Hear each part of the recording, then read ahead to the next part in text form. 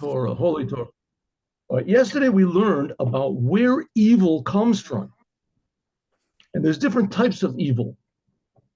In this case, evil is manifested in Esav. Esav was the twin brother of Yaakov, but he went wrong. He went wrong, and he decided to be evil. What does it mean, evil? Selfish.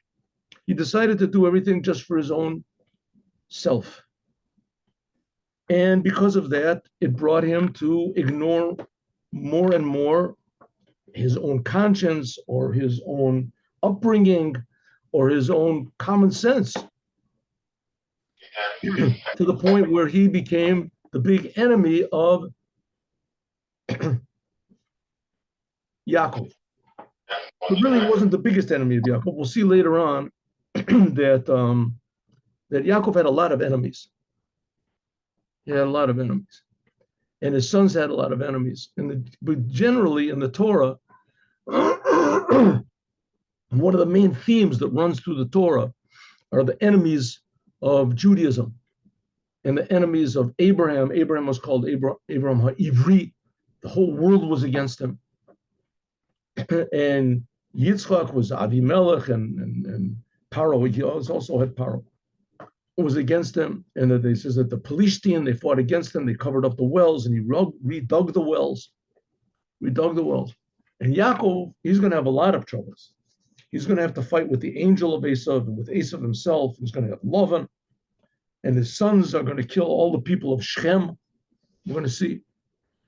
So these are people that are enemies of Jews. Before that, we had the enemies of God. The Sodom and Amorah, God destroyed them totally. The door of the flood, that's really bad news. The whole world got it and destroyed. But after the flood, God said it's not going to happen anymore. So in any case, there's all this bad, and here we see ways to fix up the bad. With Esav, we see that he didn't kill Esav. He didn't destroy Esav. That wasn't part of the plan. Esav, after all, is the twin brother of Yaakov, the twin brother. True, Esav did not receive the firstborn. He didn't receive the what is it called? The firstborn rights, or whatever it's called in English. He wasn't the first one. In Judaism, being a firstborn has a lot of implications. The firstborn, it says when the father passes away and leaves an inheritance, so the firstborn gets a double portion from everybody else.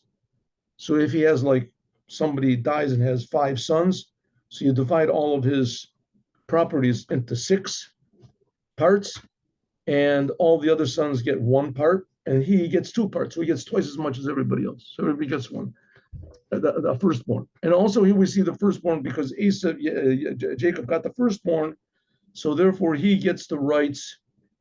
He sold it. Esav sold it to him. So he got the rights, but Yaakov had to steal it from him, etc., because Yitzchak thought he was the firstborn. We'll see what's going on over here. Okay, so now we have this big question. The big question is, okay, so Esav is a bad guy. And he is like the progenitor of all the bad guys that are going to come afterwards. And Yaakov, he's the good guy. He is the progenitor of the Jewish people, Bnei Yisrael. Yaakov became Yisrael. And there's a battle. So there's a battle between them. Why did Yitzchak, the father of both of them, why did he want to give his special big blessings to Esav? So a simple answer is that he was blind and he didn't know. He was blind and he didn't know any better. He really thought that he was blessing. He really thought, that Esav was a good guy. He thought that Esav was a good guy, and Esav fooled him. It's a tzayid mefiv. And he also thought that Esav was the firstborn. He didn't know he sold his first rights. So that's the simple answer. That he wanted to bless Esav because he thought Esav was the firstborn and he deserved it. And also he thought Esav was carrying on the message of the oneness of God and the goodness of God. He didn't know. Simple meaning. But the Rebbe says that's pretty hard to say because it says clearly that Yaakov when Yaakov said, thank God, with help of God, so his father said, wow, Esau never says the word, never says God. He never says, so he sensed that Esau really wasn't a good guy. So why did he want to bless him? Okay, so that's the whole story going on over here. That Yaakov didn't go to his father and say, listen, Dad, I want to lay this thing open to you. I got witnesses. Esau is a really bad guy, and I have testimony. Here it is that Esau steals and he lies and he rapes and he murders and he's just a terrible person, right? And Yitzchak would say, no, please don't tell me these things. And then all of a sudden his wife pops in and she says, it is true. Every word he says is true, my dear husband. I've been trying to keep it from you, right? And he said, oh no, what a mistake I have done. Now I will never bless myself. That's not what happened. That's not what happened. What did happen? That he wanted to bless Esau till the end. And he thought he was blessing Esau. He thought he was giving big blessings to Esau, even though that he knew how bad he was. That's the point the Rebbe wants to say here. He wanted to bless him even though he knew how bad he was. Yitzchak, holy Yitzchak, it says the future redemption is going to come in the merit of Yitzchak. And he wanted to bless his evil son Esau. Why? So we'll see why. Then, okay, number one. Number two, we see that that's the reason why Yitzchak, that Yaakov didn't come in and tell his father, listen, you're making a big mistake, Dad. Esau is evil, because his father knew that Esau was evil. And that's why he wanted to bless him. Why did he want to bless him? And we're going to see that Yaakov had to trick his father. He had to trick his father to make him believe that he was really blessing Esau. So let's go. Here we go. One second. Let me just move this over a little bit. What happened? Why doesn't it move over? What to do? 1 second. Oh, is this? Yeah, it's gone. Okay, for some reason I'm not. Oh, there it is. There it goes. Good. Okay, so what did we say? We said that, okay, let us understand a little bit something about what evil is. What is bad? What is bad? So bad, of course, is a force that opposes God. It opposes good in the world. It's a force of destruction, and God creates it. Because God creates everything. Everything there is in the world, God creates. That's one of the messages that Chassidut, especially Chassidut Chabad, is bringing to the world. Don't think that God is separate from the world, or God is separate from bad, or God. It's not so. God creates everything. Everything there is, God's creating it, and He's creating it every moment, and He's directing everything. Nevertheless, everything has free will. That's one of God's amazing creations. He creates free will. But nevertheless, however it works out, and this is not simply understood, but it's true, God creates everything. We say, oh yeah, how does He create Esau? Esau is evil. So the Rebbe said, that's exactly what I want to explain to you. That's why it's in the Torah. That's why it's in the Torah. It's in the Torah to tell you that God's oneness is much more amazing than you think. And He's creating Esau. How does He do it? So the Rebbe explains that God created in the world. It says in the 6th chapter of the Tanya, it explains it also. It says one opposite the other. Just like because God wants there to be free will, and that's the whole essence of creation of man. If He didn't want to have free will, then He would just be satisfied with the angels. The angels, they just always serve God, and they're burning up, and they're saying, holy, holy. And that should be enough. No, that's not what God wants. God would rather have a person stop doing a sin, even for a moment, than all of the holy, holy, holies of the angels. Because the holy, holy of the angels, that's what they were created to do. Right? That's what they were created to do. They were created to say, holy, holy. Right? It's like a dog barking. Dogs bark. Some dogs bark high, they bark low, but that's what dogs do. If you have a dog that all of a sudden can say, speak, right? All of a sudden he says the Gettysburg Address or something. A dog stands up and he speaks. Whoa, this is an amazing thing, a dog speaking. Well, a person in this world stopping from doing bad, this is like a talking dog because it's so natural, and God created us that we have the ability to do it. So it's so natural and feels so real to do against what God wants that it's a big miracle and an amazing thing, and it gives God pleasure if we don't do it, if we hold ourselves back. So it says this fact, this ability to do bad means there has to be bad in the world. And what about if people make the wrong choice and they do bad? So it says it adds energy to the bad. Doesn't, not that a person does bad all of a sudden, that's it, lights go out, hey, where's Fred? Oh, he did a sin. Oh man, I told him not to do it. Everyone that does sins, immediately God stops creating them. Huh? Does it work that way? No, it doesn't. People, we see in the world, right?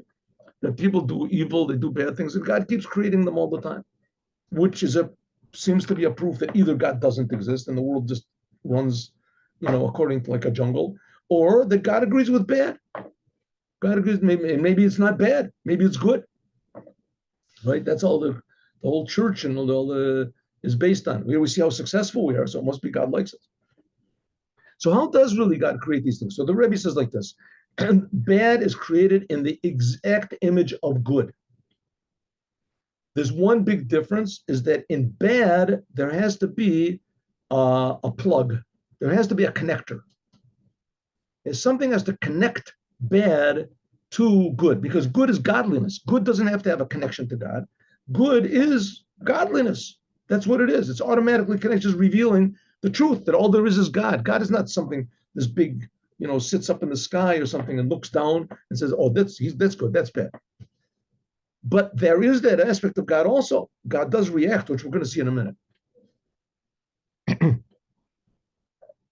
So bad, therefore, exists, and it exists because God is creating it, but God creates it in a way that it seems to be separate. So in order to connect its separateness, that it seems to be separate, to the oneness of God, there has to be like a cord, a connector.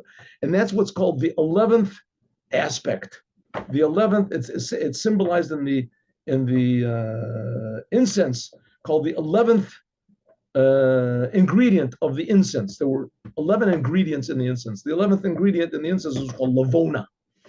And this lavona corresponds to this 11th sphere of godliness, which connects between good and bad. And it really comes from a very high place.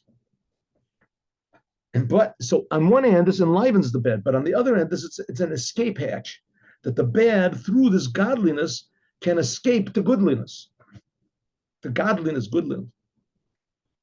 And so that was the thing of Esav. Esav was a bad guy, and he was enlivened by God, and he knew he was enlivened by God. And therefore, he thought that because God was enlivening him, so God agreed with him. And Yitzchak was trying to convince him not to think that way, but to leave his separate evil ways and to go through that little escape hatch, which is the 11th, the 11th aspect, which connects him to God. So let's see, here we go. Ready? Here we go. And so we did this, and we got up to yesterday. We got up to next page. I went too far. 1 minute. Went too far. Exactly what I didn't want to do. Here we go. Oh, here. This is where we are.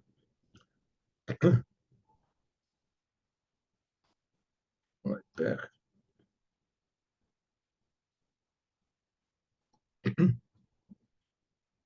Excuse me, I just want to get this in the middle. Oh, there. That's why I should have stayed where I was. Okay. Behold, know that's known. That the life force, which is in these 10 keystream crowns of evil, is because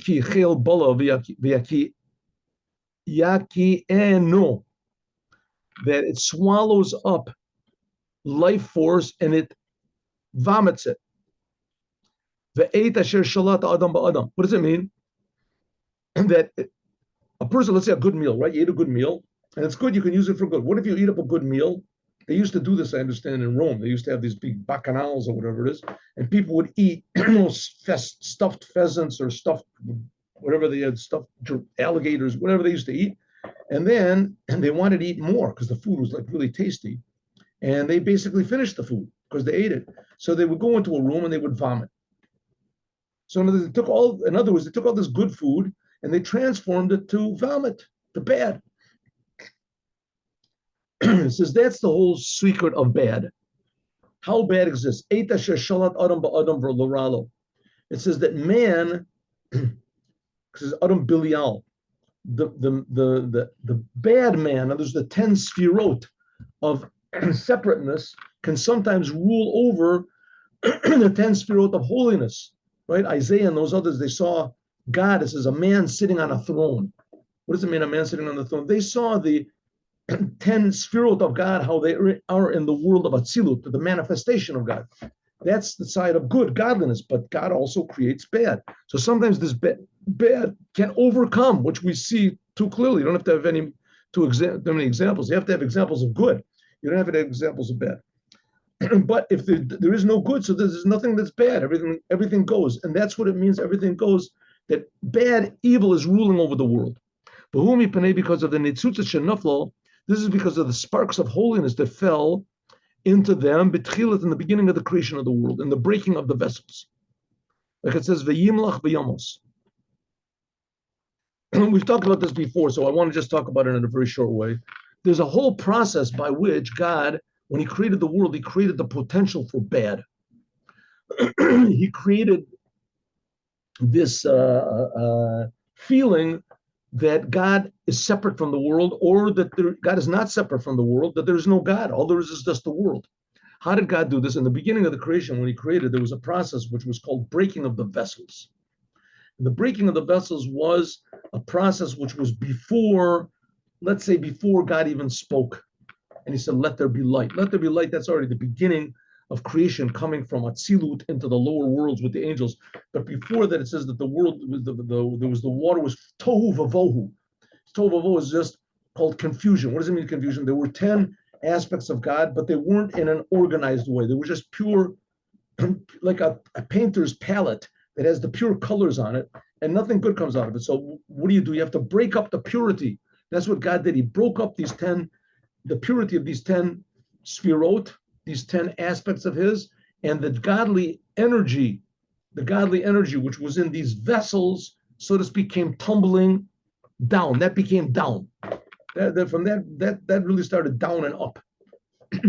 Let's say. I mean, there's other ways of looking at it also, but okay. In any case, suffice it to say that there was this process which was called vessels, and there was the breaking of the vessels, and these vessels are now make up all of the meaning and the pleasure that can be gotten from physical things in the world. And you can use the physical things in the world as pleasure for doing good, or you can use it for being selfishness. And that's what's called death. That's what's called death. Selfishness is death. Also, okay, the breaking of the vessels, that was in the beginning. That made that it was possible to do bad. Then when the first man actually did it, the sin of the tree of knowledge, like it says in the book of Sefer Gilgulim, a book of it's called the Book of Reincarnations. It's written by the Arizal. Therefore, Nimshach Lahem, there was drawn down to the forces of bad and separation. Let me just fix this over here. Can I fix this a little bit? Okay. It was fixed. Achayos, life force, shu besod galus. This is the idea of exile. Kamaim Razal, like it says, lo gal Yisrael. The reason that the Jews who were exiled and scattered around the world was the Hosef Aleim Gerim, in order to gather to them converts. In this case, it does not mean converts, human converts. It means to convert these sparks of holiness that fell down into the world, and to convert them, bring them back to godliness. I mean, just for your information, I think you maybe know this already, but a convert in Judaism was a person that basically always was a Jew. He had a Jewish soul, but he didn't have a Jewish body, so he couldn't express the soul. And the soul was always desiring somehow or other to be Jewish. And therefore, it says that when a person converts, The rabbis are supposed to say to him, listen, it's not a good thing you're going to get converting. Now you can do whatever you want to. You want to turn on the lights on Shabbat. You can turn on the lights. You can marry anybody that you want to. But if you get married, you can eat anything you want to. You become Jewish and you turn on a light on Shabbos, the punishment is death. If you decide you want to eat a nice lobster or something like that, then the punishment is lashes. It's not worth your while. What do you care? What is this crazy stuff? You can't turn on a light. What type of religion is that? You sure you want to join? And you get punished if you turn on a light. And what's wrong with turning on a light? You turn on a light 6 days a week. You turn on a light on Shabbos is punishable by death. I mean, what type of religion is that? You don't want any part of it. And any normal person would say, yeah, you're right. I didn't know it was like that. I just thought it was like goody stuff. And, and you have these nice holidays. That's what I thought. Punishment is death.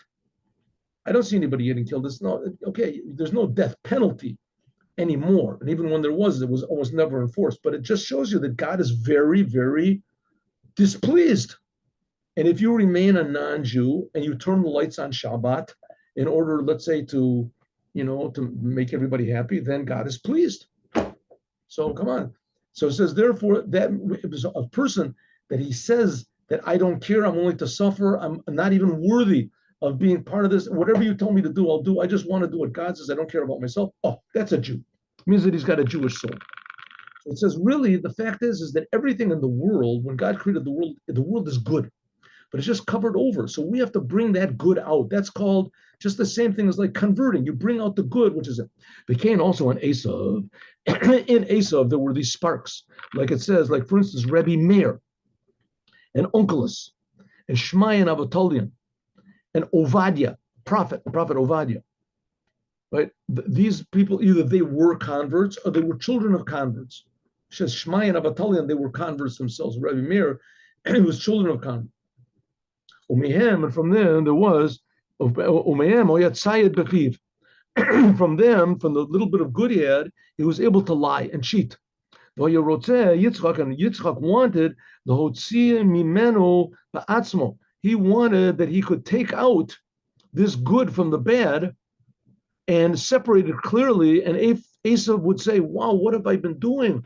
I've been wrong all the time. Look, I'm a Jew. I just want to do good things. Right? I'm so regretful. That's what Yitzchak wanted to do, not by means of Yaakov. Because also now, it's the same thing now. Evil converts the good in the world to vomit, to bad. Rakshu Yaakov, but who is it that fixes this up is Yaakov. Yaakov, he's the level of Zer Anpi. That means the emotions of God. Shekala Oros, that all the lights, the emotions of God, all the lights and the revelations and the blessing from above, Michlalim Bo are in Yaakov. That's the Jewish people. And this level of godliness is Atzilut. It's called Atzilut. And this goes down in the weekdays. Bechinas Avdin, like it says, Avdo Zaken Beso. That's what it says about Eliezer, that he is the elder of his house. And it comes down, this comes down into the world to elevate the world. What does this mean in simple language? Inspiration. A person, a Jew in this world, is inspired. You're inspired to serve God.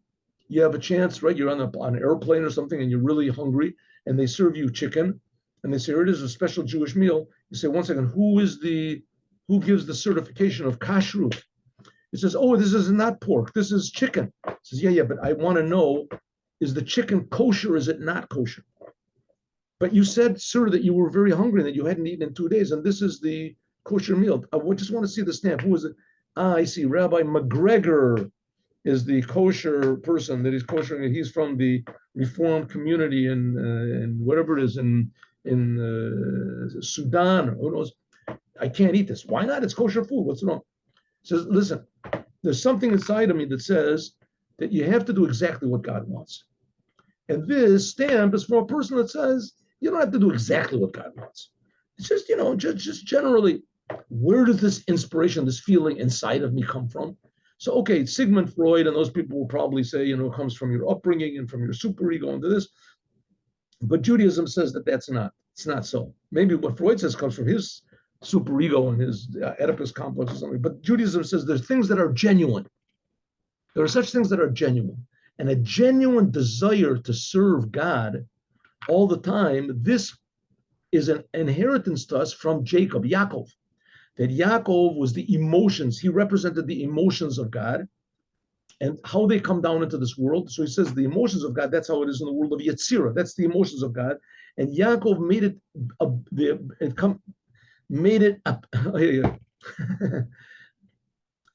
he made it available to all of us Jews here in this world, that it's also in our emotions. And so therefore our emotions say, I want to refine the world. I'm only going to use the world exactly the way God wants. That's called refining the sparks, or in the common language now, tikkun olam, to fix up the world according to what the Torah says.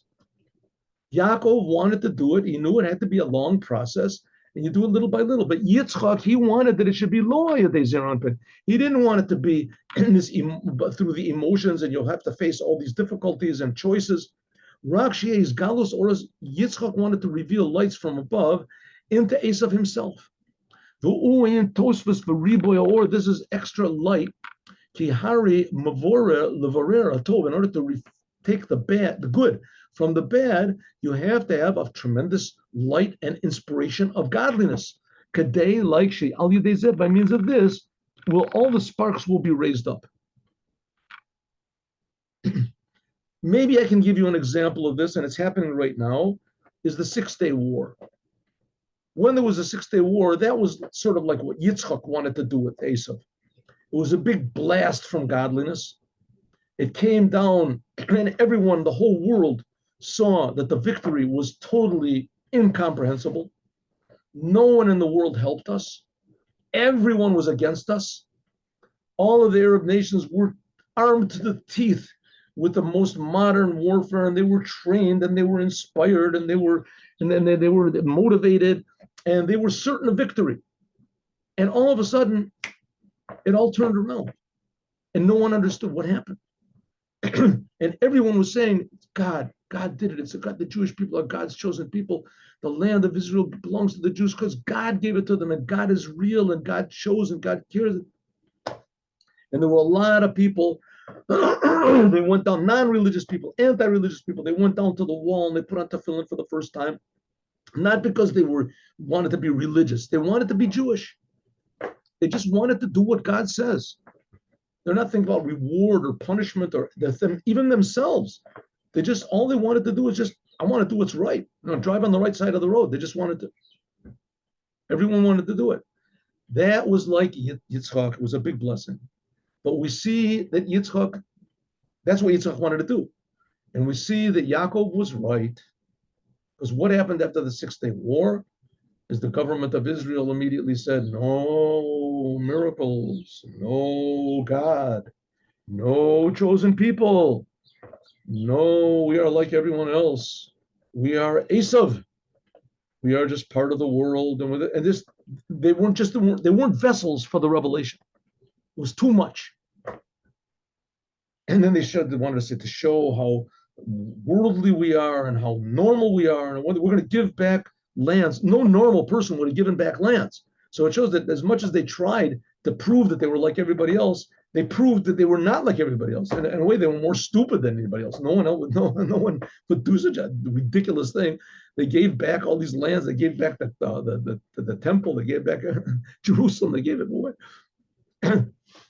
Okay, so that was the thing, Yitzchak and Yaakov. Yitzchak has a big blast, miracles from above. All of a sudden, Esav feels, wow, that's God. And Yaakov says, little by little, let's do this thing gradually. It's not going to go so fast. If you do it too fast, then it's not going to be good. Luckily, we'll see that the results did not turn out in a total disaster from the 6-Day War. But, I mean, it's close to a total disaster. The government of Israel tried to give back as much as possible to the Arabs, and miraculously, they just didn't accept it. They said, we want everything or nothing. That's what they finally had to force them. That's what it means that God. Oh, so now, by the way, you see, and it's a very amazing thing. I mean, I've gone Sunday and Monday, I went in the nighttime to these army bases. And every day I go to this nearby hospital and I ask people to put on tefillin. And you see in the army bases, I mean, it is just incredible. Soldiers with, tattoos and there's no sign of anything Jewish on them. They say, oh, I bought a pair of tefillin. I'm putting on tefillin. I made a thing that I'm going to put on tzitzit. This is the thing that they put on tzitzit. No, they these tzitzit garment. The more and more they just want to be. We see that it's working out, and it's all because of the work of the Rebbe. The Rebbe got these people to say the sentences of the Torah, the 12 psukim. It says Torah tzipor lanu Moshe. So everybody knows that Judaism is a good thing. It's not a religion thing. It's not a heaven or hell, reward or punishment. It's just truth. Just your option. You can do good. What if you don't do good? What do you want? Up to you. Nothing's going to happen. We see. But why not do good? So it says that's what Yaakov wanted to do. Yaakov knew that the blessing couldn't come quickly. We'll see what would have happened if Yitzchak would have gotten his way.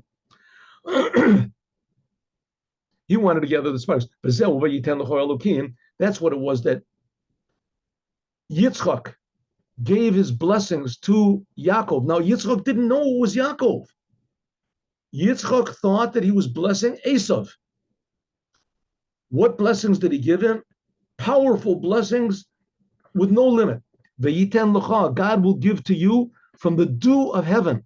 What is this dew of heaven? This is the dew that's going to wake up the dead. Hu tala da atika. This is what's called the dew of Atik, the inside level, what's called God's crown, that drips down into the emotions. Zeranpin, that's the emotions of God, that's heaven.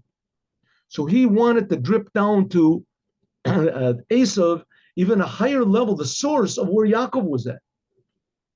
It says, Mishmenei Oretz, these are the blessings that he gave. Mishmenei Oretz, from the oil of the earth. But how did he bless Yaakov? He said, may God give you the dew of the heavens, and from the dew of heavens, and from the dirt of the earth. Shemen is wisdom. Abba Yesod Brata. It says that Father, which is wisdom, is the foundation of Brata, which is Malchut, the lowest aspect of godliness. Hanikra, which is called Eretz, that's the earth. The Ratzah, and what did Yitzchak want to do? He wanted to draw down this level of Tau, which is what's called God, the inside of God's crown, God's inner will, God's inner pleasure. And Shemen, which is God's wisdom. That's basically the commandments, which is God's will, and Shemen, which is God's Torah. He went of above. Yitzchak wanted to draw it down into Esav, that by means of this, he thought he would raise up the sparks, kamosha anaroim, like we see, for instance, when the sun shines on the earth, kachom ayom, then shoev lachlukis, all of a sudden, all the moisture comes up from the earth. Like it says, ve'ed yalem, or it's all the mist comes up from the earth. And also, like a candle, if you put a candle near a big torch or a big flame, it says avuka, it's shoevas or the small light jumps into the big light. Kach al yadeo or Elyona, that's what Yitzchak thought, that by means of giving him this big, amazing blessing from above, habab, tosfos, which comes with a tremendous riboy milamaila, a tremendous abundance from above, as he thought, shoev velokate, that he would pull out and elevate all of these sparks of good which have fallen down into Esav, that he interprets them for bad. But Arazu has to be, but Tosfos for Riboy, it has to be tremendously powerful. The bracha, it has to be a big blessing. Shehi Lamayla Miseder Ishtalshus, which is totally above the whole creation. Shelafia Seder Ishtalshus, because according to the chain of creation, Loya Esav Kadailo, Esav could not receive this. Esav had done just too many sins. So therefore, Yitzchak knew about this. He knew how bad he was. But he also knew it was his son.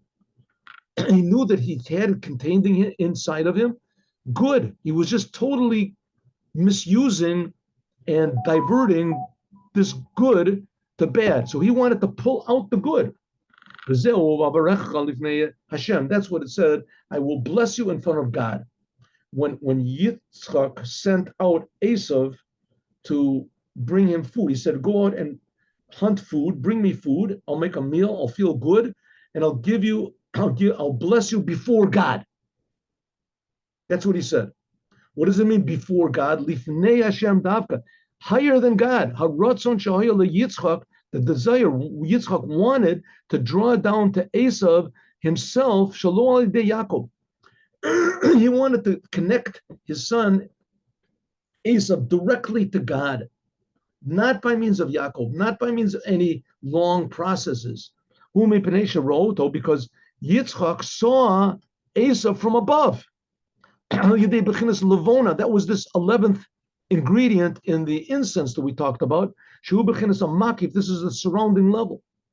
Okay, and therefore, he wanted to draw down this revelation of this makif, this surrounding level, and with a tremendous abundance of a riboy or and light. So that's what he thought he could do. He thought he could draw it down and fix it up.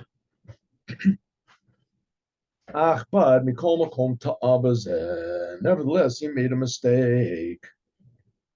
She'ain Esav kadai.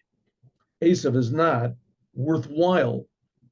Esav is not a vessel to receive this. Yaakov. It had to come through a long process of Yaakov.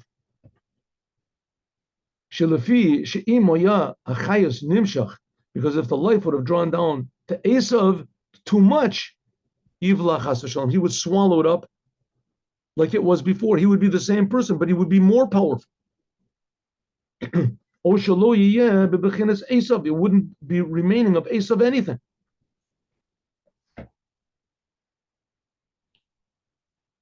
So that's what Yitzchak wanted it to do. His intentions were good.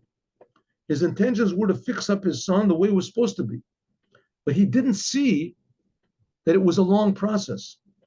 He thought that Esav was just missing a little bit of love, a little bit of care, a little bit, in fact, a lot of love, a lot of care. Just give in to him. And he didn't realize that it was a big mistake to do this. So therefore, we can say, to learn merit on them, let's go back to our example that we had after the 6-day war, and there was this big, massive blessing to the world, and that was trying to fix up the world like Yitzchak did, a big blast. And Yitzchak thought, listen, all I have to do is I won. Now what I'm going to do is show what a nice guy I am. I'm going to fix the world up by giving into them. I'm going to give them my blessings. You can have part of Israel. You can have the mountains. That was what Yitzchak thought. So the Israeli government, let's just say, their mistake wasn't because of anything against God. They thought that maybe if they could fix up the world, they could bring peace. Let's just say this. Let's just say it. It's true. I'm sure maybe people will disagree with me. Okay, good. And maybe I'll agree with them also. But nevertheless, that's what Yitzchak wanted. Yitzchak thought, true, I come from the power. I'm going to give away lands. I'm going to give away my power to Esav. For sure, he's going to come to his senses. He's going to come and he's going to remember me. He's going to do what I want. I'm going to give into him. I'm going to give him big blessings. He knew how bad Esav was. I'll give him big blessings. I'll give him amazing gifts. He'll see how good I am, how good God is, and he'll change. He made a mistake. In order to transform darkness to light and to transform bitterness to sweetness, you can't do it except by means of Yaakov. It has to be a gradual, internal, meaningful process. Right? If you go to everyone and say, if you don't do what I say, you're going to burn in hell, and everybody believes you. So when a person says, listen, you know what? I don't care about hell. I just want to live my life. Why should, maybe there's no such thing. I just want to be free. Why should I think about heaven and hell? I'll do what I want. So it's not going to work. All the time you're believing heaven and hell, it works. People do what you want, but you're not really changing the person. Okay, you're taking away bad from the world. It's true. It's, it limits people so they don't kill as much and they don't do this. But it's not really changing. And the goal is to change people so that they'll feel and see how good God is, and that God is creating everyone with different personalities and different abilities, and to utilize these things instead of being afraid all the time. So if Yitzchak would have given this big blessing to Esav, so Esav would have said, wow, God is really good, but I'm also pretty good. The only way you could fix it up by saying that, God is really good and I really sort of messed it up to now. I want to change myself. That's by Yaakov. It has to be a gradual process that everyone decides on their own. Sha'al Yadeh, by means of Yaakov, Yidbora will be purified and refined from Esav, the Yichlal B'Kedusha, and things can be actually included in holiness. Lochen, therefore, Hiskim Yitzchak, therefore, afterwards, Yitzchak agreed to the blessings of Yaakov. He agreed that Yaakov, well, the Esav Omar, when Esav came in, what happened? Yaakov left and Esav came in and he said, okay, here's the food, Dad. He said, 1 second, I thought I just blessed you. He said, oh no, I don't believe it. You didn't bless me. Here I am. It must be that my brother tricked me and got the blessings. And Yitzchak said, and blessed will he remain. I'm not taking anything back. And Esav said, you don't have any blessings left for me? He said, sure I do. Esav, he said, Hine mishmei oretz, a sum of the oil of the earth, from a little bit of this oil. To Yaakov, he said, ushmei, with a vav, a tosfos vav. Daino mitamsi is just a little bit which remains from the oil, from this wisdom that was drawn down to the earth to Yaakov. Sham yishemesh shavecha, that's where you will be in a bechinas penimius, and from the dew of heaven to Yaakov. In other words, Yaakov got these big blessings, but a little bit is left over for the rest of the world. It's giving the rest of the world a chance that they can come to their senses. Yimshech lecha will be drawn down to you, Esav also. All these blessings that I'm drawing down to you is only going to be from above. It's going to be above you. Makif bilavad. Like we said before, this is what's called conscience. Non-Jews know and they feel and they understand that there are certain things that are wrong. There are certain things that are wrong, certain things that are right. And so a lot of times they reveal that, this is my theory anyway. I'll tell you, this is my theory. I don't know if it's wrong. But, the religions in the world are big lies. The fact is they're lies. And everyone in the world, on the other hand, has a conscience, which tells them that there are things that are absolutely bad and there are things that are absolutely good. It doesn't have to be written in a book, right? For instance, Lubavitcher Rebbe said, for instance, that those people that are homosexuals, and even if it's accepted, right? Like in America, those people know deep down that what they're doing is wrong. They know, maybe they quiet their conscience down, they explain it away, but deep down it rings in the conscience of everybody, this is not a right thing. That's not because it's written in the Bible or I'm going to get punished. This is not exactly right. The same thing, murder. Inside of everybody's soul is ringing, murder is not a good thing. Even if you're a Nazi, a communist, whatever, and you kill people, but still if you get that person alone, there is something in there that says it's not a right thing. The same thing is idolatry. People know that idolatry is wrong. And a lot of these religions, especially Christianity, is idolatry. So in a lot of people's minds is ringing their conscience, this thing is wrong. It's just somehow or other it's wrong. And so they reject it. They reject it because their conscience is yelling out. That's the little bit of the blessing that Yitzchak left over for Esav. A little bit of good is still ringing out above. What I'm saying is just what I think. This is what I think. I didn't see it read anywhere. This is what I think. So you can take it with, a lot of grains of salt. But this is what I think. So they have the feeling this religion is bad. I'm not gonna. If this is God, I'm not gonna believe in it. And they call themselves atheists, but really all they're doing is just listening to their conscience. That if this is religion, it's not right. It's not right to do this. Just like murder is not right. Just like licentious is not right. That's what the little bit which remains, it says in a makif, in a surrounding way, that was left that Yitzchak gave to Esav, which is not the case in Yaakov, but put it inside of himself. But Tanai and the condition, et achicha ta'avod. When will the non-Jews really feel this? When they serve the Jews. What does it mean they serve the Jews? The Jews are totally serving God. And the non-Jews are supposed to take the example from the Jews. And then it will be batal el bechinas Yaakov, when the non-Jews surrender themselves to Yaakov, which that's basically the Torah. That by means of this, then they'll really feel and receive in an inner way this little bit of oil, which is wisdom, and the little bit of dew, which is God's will and pleasure, in an inside way.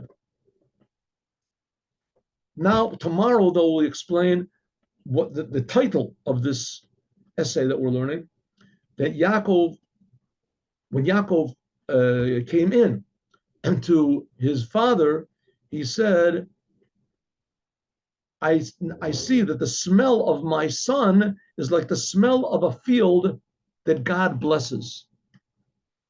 And Rashi says that, well, how could it be a good smell? His mother put skins of goat on him. It's a terrible smell. He said that it must be that Gan Eden, heaven, opened up in front of him. And this is what we're going to discuss tomorrow. Okay, here we go.